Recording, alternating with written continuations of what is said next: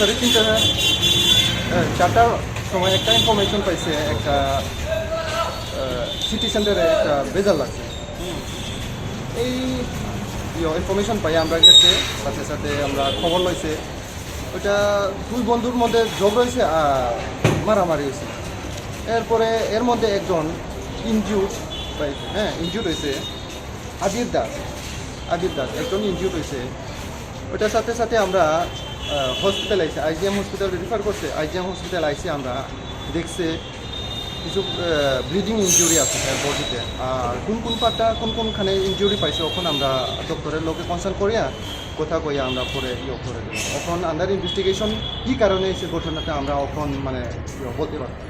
এমনি পরিবারের সাথে কথা বলে কি মনে হয়েছে? এখন কিছু পরিবার কিছু কইতেছে না কি কারণে, কি what is the reason of incident কিছু কইতেছে না। আমরা পরে ওইটা করে দিই। প্রাথমিক তদন্তে ছিল এটাকে স্ট্যাপ করা হয়েছে না অন্য কোনো বিষয়? ওখান তো কিছু কইতে পারতেছে না, কারণ কেউ কিছু করতেছে না। কোন জায়গায় ঘটনাটা হয়েছে? ঘটনা হয়েছে সিটি সেন্টারে। নামটা কিছু জানা গেছে? নাম ইনজুর্ড পার্সন হয়েছে আবির দাস, আমার নাম হয়েছে হরিশ কুমার দাস, রামনগর দাস। আর যে মারছে এখন শুনছে শুভম নিকিতা জানে, এখন হেপাটিকুলটা পাইতেছে না।